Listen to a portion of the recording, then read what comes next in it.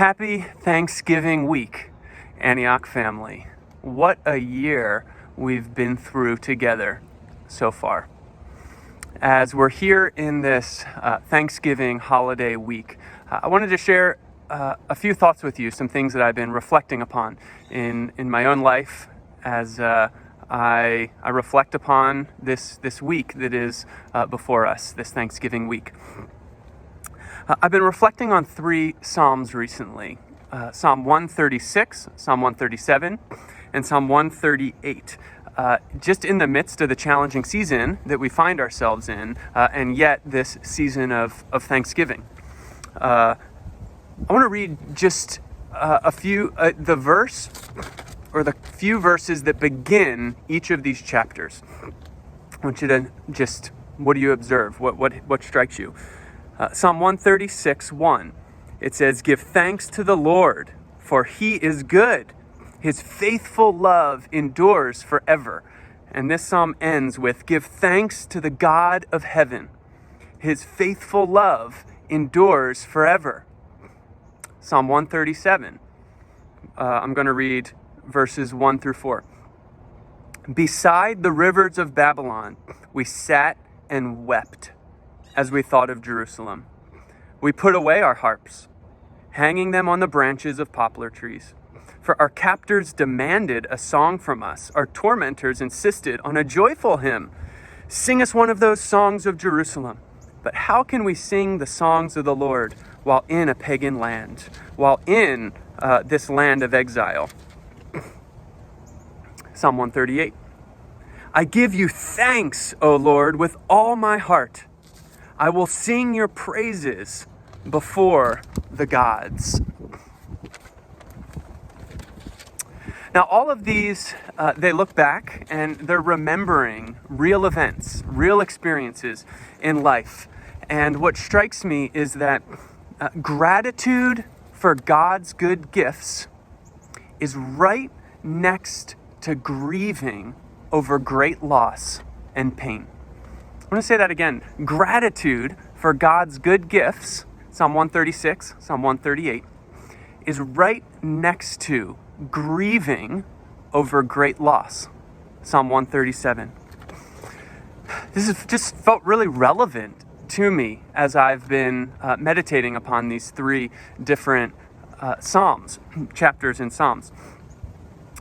Something I've been trying to do that I want to encourage all of us to do. And for sure, practice naming the things that you're grateful for. I hope that you have some time to do that over this Thanksgiving holiday, either just directly to God or with one another, for sure, that you're able to be with or connect with. But I also want to encourage you to name your losses along with your gifts. Now, maybe sitting around the Thanksgiving table isn't the ideal time to do this, but maybe it will be. Maybe that'll be a great time for it. But I want to encourage you to find some space to name the losses that you've experienced over this past year, just as you would name the gifts and the blessings in this season of thankfulness. At least with God, He would love to hear and process with you the things that have been a loss over this past year. And I imagine that there's a lot of different things that could be. But maybe with some trusted individuals as well, you could do this. But it's important, along with the gratitude, to recognize that there's a level of grieving as well. And both of these things can be really, really significant. I want to read you another part of Scripture, and it relates to that Psalm 137 that I read.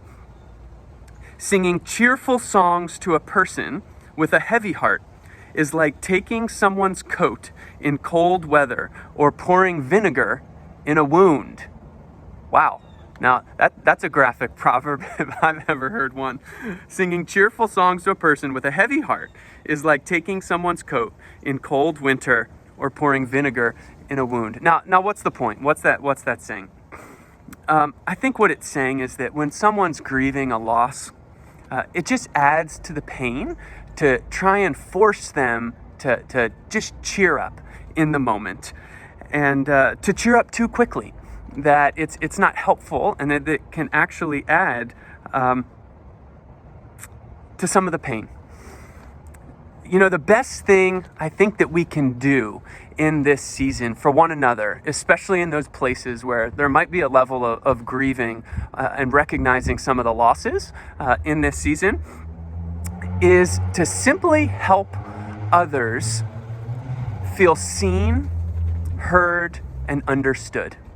It's actually, I believe it's the power of comforting presence that helps us move through places of grieving that are really significant into places of ultimate new gratitude, new places of gratitude. But it's important not to shortchange or just ignore those places of grieving for real loss and for real pain in this season.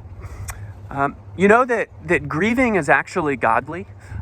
We see it many times in the Old Testament, that God himself actually grieves. And we see it in the life of Jesus, that he grieved and he wept at times. And so we're expressing part of the heart of God as we acknowledge the losses and the pain that come in life. So you may look back over this past year. You might find yourself firmly in Psalm 136 and 138. Or you might feel as though you're just camped right there in Psalm 137. Maybe you're a little bit more like me, and I feel like I'm in both places right now. I feel as though I've got Psalm 137 happening along with places of Psalm 136 and Psalm 138. But wherever you are, I want to encourage all of us, and I'm speaking this to myself as well. There is an attentive God who sees us, who hears us, and who understands us.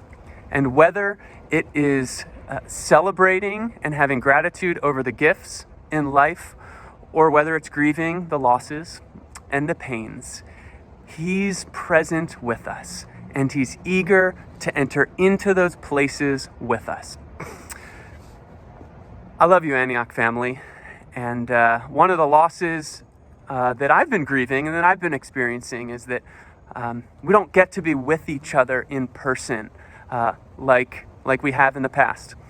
It's been really about 5.5, 6 years, just about every Sunday morning, I've greeted and welcomed so many of you at the front doors of our building.